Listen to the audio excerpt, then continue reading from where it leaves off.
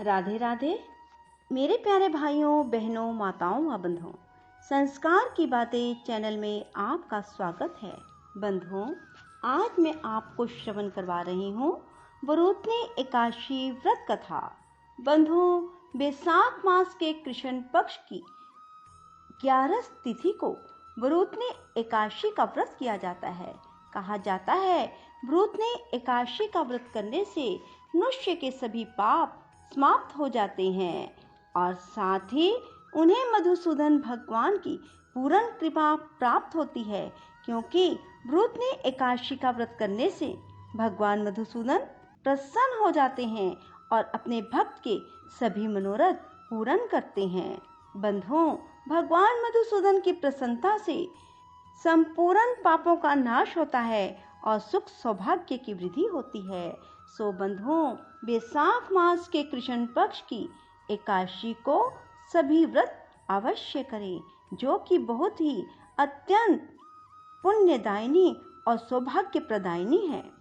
महाराज युधिष्ठिर ने भगवान श्री कृष्ण से विनती की, हे मधुसूदन, अब आप मुझे बैसाख मास के कृष्ण पक्ष की एकादशी के नाम, व्रत विधान और पुण्य प्रताप के बारे में विस्तार पूर्वक बतलाइए। तब मधुसूदन भगवान श्री कृष्ण से कहते हैं, हे राजेश्वर, इस एकादशी का नाम वरुथनी है। यह सौभाग्य देने वाली, सब पापों को नष्ट करने वाली और अंत में मोक्ष देने वाली है। इस व्रत को कोई अभागिनी स्त्री करे तो उसको सौभाग्य मिलता है। इसी वरुथनी एकादशी के प्रभाव से राजा मांधाता स्वर्ग को गए थे। वरुथनी एकादशी का फल 10,000 वर्ष तक तप करने के बराबर होता है। कुरुक्षेत्र में सूर्य ग्रहण के समय 1,00,000 भार स्वर्ण दान करने से जो फल प्राप्त होता है, वही फल वरुथनी एकादशी का व्रत करने से मिलता है। वरुथनी एकादशी के व्रत को करने से मनुष्य इस लोक में सुख भोग कर परलोक में स्वर्ग को प्राप्त होता है।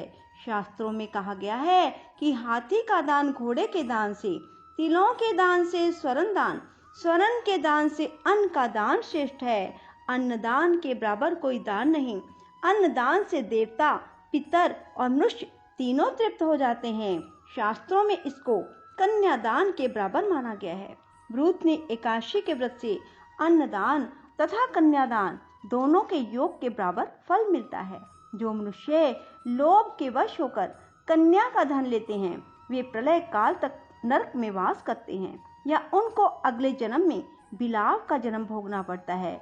जो मनुष्य प्रेम एवं धन सहित कन्या का दान करते हैं, उनके पुण्य को चित्रगुप्त भी लिखने में असमर्थ है। जो मनुष्य इस वरुथनी एकादशी का व्रत करते हैं, उसको कन्यादान का फल मिलता है। वरुथनी एकादशी का व्रत करने वाले को दशमी के दिन निम्नलिखित 10 वस्तुओं का त्याग कर देना चाहिए। कांसे के बर्तन में भोजन नहीं करना चाहिए। मांस का सेवन ना करें। मसूर की दाल भी ना खाएं। चना ग्रहण ना करें। कोदों का सेवन ना करें। शाक ना खाएं। शहद का प्रयोग ना करें। दूसरे का अन्न भी ग्रहण ना करें।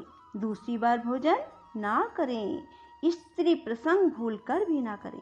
इस दिन जुआ ना खेलें। शयन भी ना करें। उस दिन पान खाना, दातुन करना, दूसरे की निंदा करना, चुगली करना, पापी मनुष्यों के साथ बातचीत करना सब त्याग देना चाहिए। उस दिन क्रोध और मिथ्या भाषण भी ना करें। हे राजन, जो मनुष्य विधिवत इस एकादशी का व्रत करते हैं, उनको स्वर्गलोक की प्राप्ति होती है। अतः प्रत्येक मनुष्य को यह व्रत अवश्य करना चाहिए और उन्हें पापों से डरना चाहिए।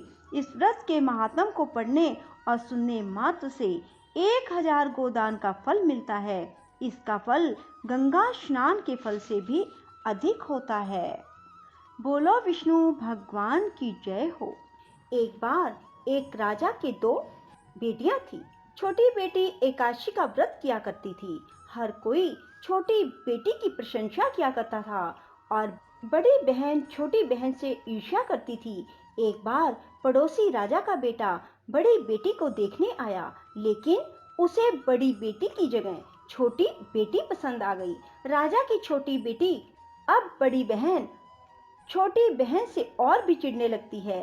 वह छोटी बहन को मारने के नए नए तरीके अपनाती रहती है।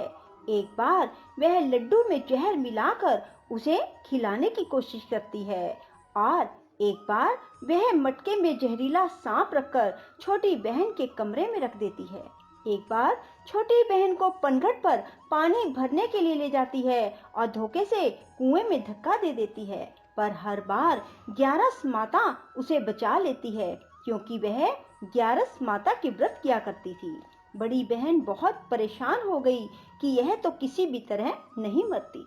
तब एक दिन बड़ी बहन छोटी बहन से बोली, मेरी प्यारी बहन, भगवान ने हम सब की मृत्यु किसी न किसी तरह लिखी है। क्या तुम्हें पता है कि तुम्हारी मृत्यु कैसे होगी? बड़ी बहन बहुत सीधी थी, छोटी बहन बहुत सीधी थी।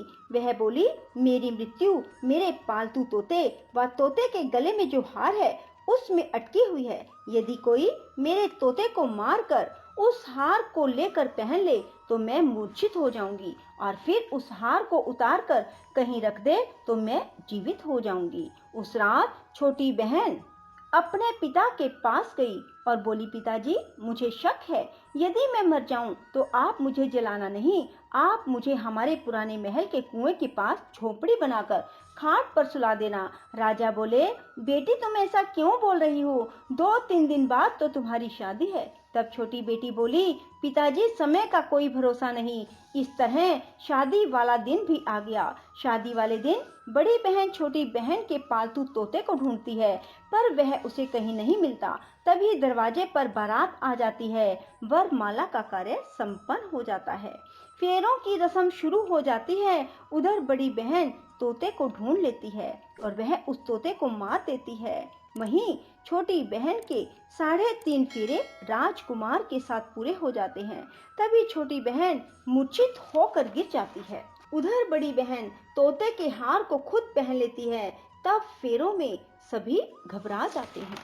सभी बारातियों में हलचल मच जाती है कि राजकुमारी को क्या हुआ। सब डर जाते हैं। तब राजा वैद्य हकीमों को बुलाते हैं। छोटी राजकुमारी को महल में ले जाकर लिटा दिया जाता है। वैद्य और हकीम राजा से कहते हैं, राजकुमारी ना मरी है ना जीवित है, हमने ऐसा पहली बार देखा है।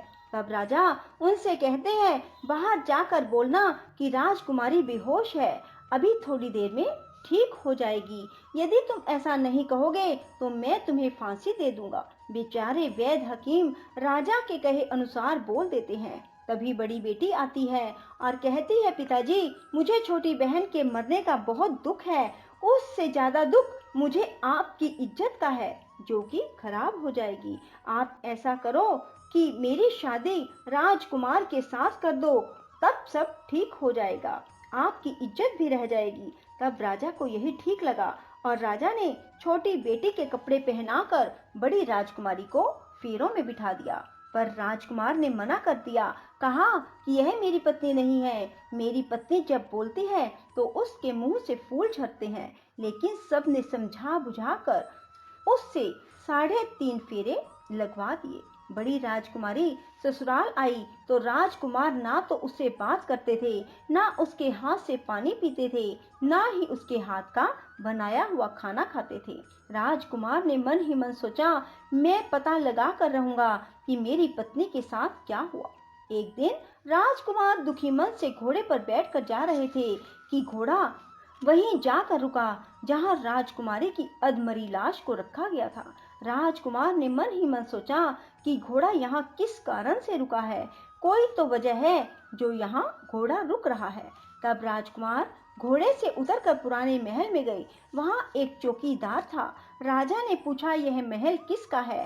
तब चौकीदार ने बताया कि यह महल किसका है। तब राजकुमार समझ गए कि यह पुराना महल तो उसके ससुर का ही है। वहाँ खाट पर कौन सो रहा है? राजकुमार ने चौकीदार से पूछा। तब चौकीदार कहने लगा कि यह राजा की छोटी बेटी है जो शादी वाले दिन अधमरी हो गई थी। तब राजकुमार ने कहा कि यह तो मेरी पत्नी है, इसके साथ मैंने 3.5 फेरे लिए थे। तब राजकुमार ने चौकीदार से कहा, तुम किसी को ना बताना कि मैं यहाँ आया हूँ, मैं तुम्हें मुंह मांगी रकम दूंगा। चौकीदार ने हाँ कर दी और राजकुमार खाट के पास गया और बचे हुए 3.5 फेरे खाट के साथ ले लिए। राजकुमार उस दिन वहीं पर रहा और रात को भी वहीं रहा। छोटी रानी रात को खड़ी हो गई। उसने अपने पास अपने पति को देखा तो वह बहुत रोई। राजकुमार ने पूछा, बड़ी अजीब बात है, तुम शादी वाले दिन मूर्छित क्यों हो गई? तुम्हारे पिता ने मेरी शादी तुम्हारी बड़ी बहन से क्यों करवा दी, जबकि मैंने तुम्हारी बड़ी बहन को स्वीकार भी नहीं किया? तब तुम मुझे पूरी बात बताओ। तुम दिन भर तो मूर्छित थी, अब रात को जीवित कैसे हो गई? इसका भी राज बताओ। तब राजकुमारी ने अपने पति को तोते और हार वाली सारी बात बताई। यह भी बताया कि यह बात मैंने अपनी बड़ी बहन को बताई थी।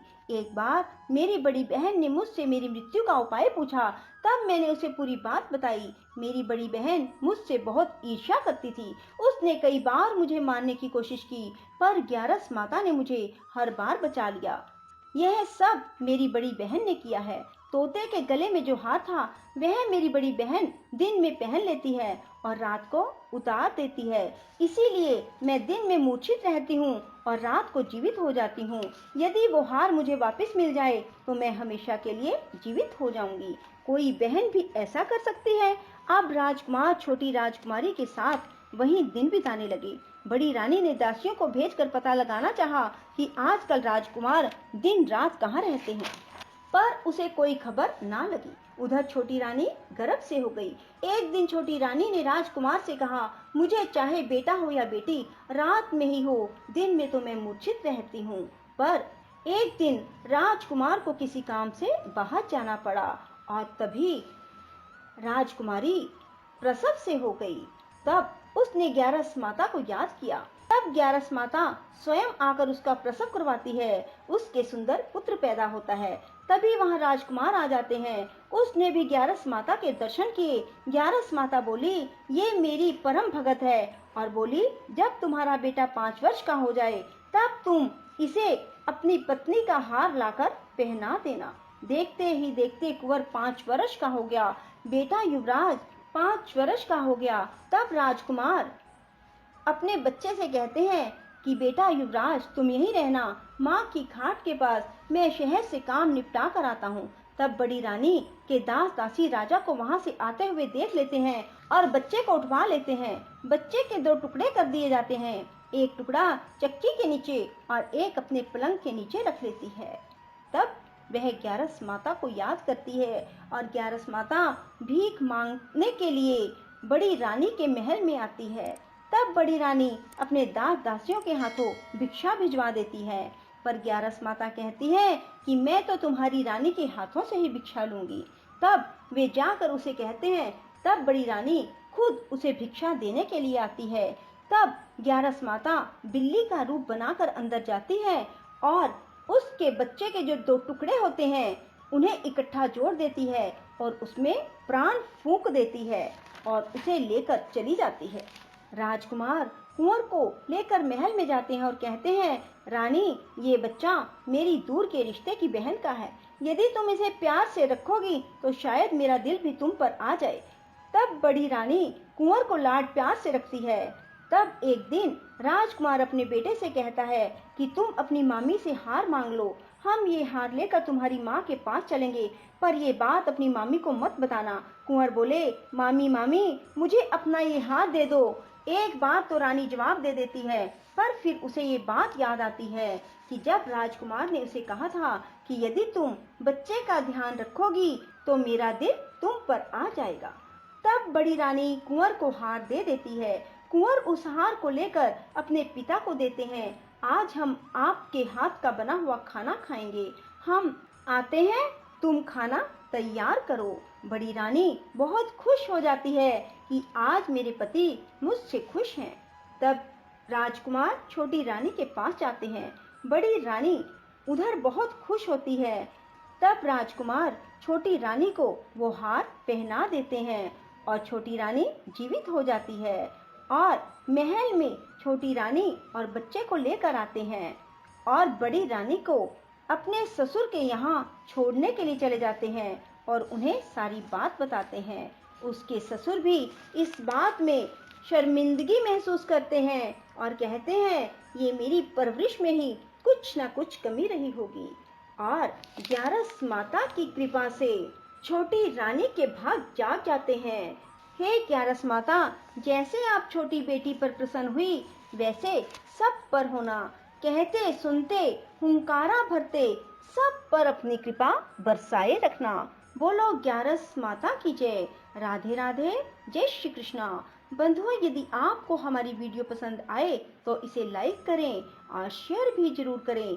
साथ ही हमारे चैनल को सब्सक्राइब करना ना भूलें।